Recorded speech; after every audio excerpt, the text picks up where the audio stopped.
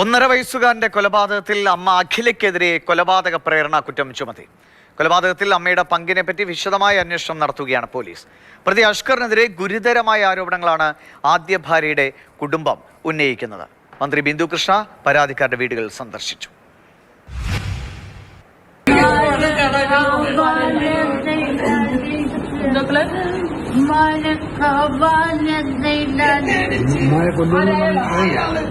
എന്നെ അടിച്ചു എന്ന് മന്ത്രിയോട് വ്യക്തമായി പരാതി പറയാൻ കഴിയാത്ത ഒരാൾ, എന്നാൽ വർഷങ്ങൾക്ക് മുൻപ് നന്നായി വ്യക്തമായി സംസാരിച്ചിരുന്ന ഒരാൾ.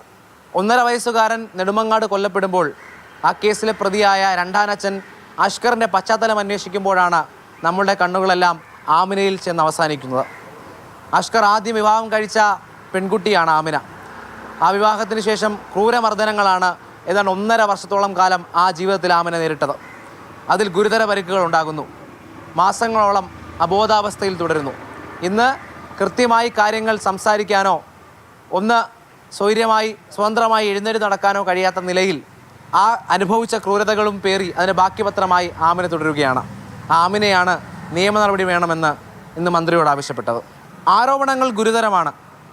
ആമിനയുടെ അമ്മ ശൈല പറയുന്നത് അഷ്കർ മാത്രമല്ല, അഷ്കറിന്റെ കുടുംബാംഗങ്ങളും ഒരുപോലെ കുറ്റവാളികളാണെന്നാണ്. തലഭിത്തിയിൽ വെച്ചിടിക്കും, ചെവിട്ടില് അടിയും ഇടിയും, വയറ്റില് ചവിട്ടും, കൊച്ചിന് തറയിൽ കൂടെ ഇവര് രണ്ടുപേരെയും കൂടെ ചേർക്കണം. അഷ്കറിന്റെ ഉമ്മ അതാണ് ഏറ്റവും കൂടുതൽ ക്രിമിനൽ ഇവന്റെ കൂടെ ചേർന്നുകൊണ്ട് ചെയ്യുന്നത്. എന്റെ കൊച്ചിനെ കൊല ചെയ്യപ്പോയിരുന്നു. മോള് 13 മാസമാണ് കോമയില്, 1-2 ദിവസമല്ല, 13 മാസം കോമയിലായിരുന്നു എന്റെ മോള്. ഇപ്പൊ ഒരു 10 മാസത്തോളം ആവുന്നതേ ഉള്ളൂ. അവള് എല്ലാരും തിരിച്ചറിയാനും അവളെ കാര്യങ്ങളൊക്കെ തിരിച്ചറിയാനും. ഞാൻ നെടുമങ്ങാട് പോലീസ് സ്റ്റേഷനിൽ 6 പ്രാവശ്യം പരാതി കൊടുത്ത് എന്റെ കൊച്ചിനെ രക്ഷിക്കണമെന്ന് പറഞ്ഞ് ഞങ്ങള് പല പരാതികൾ കൊടുത്തിട്ട് പോലും ഇവര് മൈൻഡ് ചെയ്തിട്ടില്ല. അർഷിദിന്റെ പിതാവ് മരണപ്പെട്ട അഖിലിന്റെ വീട്ടിലും ഒപ്പം അമ്മ അഖിലയുടെ വീട്ടിലും മന്ത്രി ബിന്ദു കൃഷ്ണ ഇന്ന് സന്ദർശനം നടത്തി. അവിടെ എല്ലാം കണ്ട് സംസാരിക്കുമ്പോൾ അഖിലയുടെ അമ്മ പറഞ്ഞതാണ് ഏറ്റവും പ്രസക്തമായ കാര്യം. കുഞ്ഞിന് 2 കൈകളും പ്ലാസ്റ്റർ ഇട്ട ഘട്ടത്തിൽ കുഞ്ഞിന് എന്താണ് സംഭവിച്ചെന്ന ആശങ്കയിൽ പോലീസിൽ പരാതി നൽകാൻ ഒരുങ്ങിയതാണ് അഖിലയുടെ അമ്മ.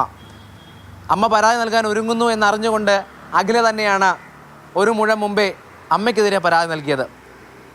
അഷ്കറിനെയും അഖിലയെയും സ്വൈരമായി ജീവിക്കാൻ അമ്മയെ അനുവദിക്കുന്നില്ല എന്നുള്ളതായിരുന്നു പരാതിയുടെ ആധാരം.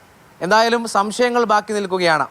അമ്മയായ അഖിലയ്ക്ക് ഈ കൊലപാതകത്തിൽ എന്താണ് പങ്കെന്ന ചോദ്യമാണ് ഏറ്റവും പ്രധാനമായി ഉയർന്നു നിൽക്കുന്നത്.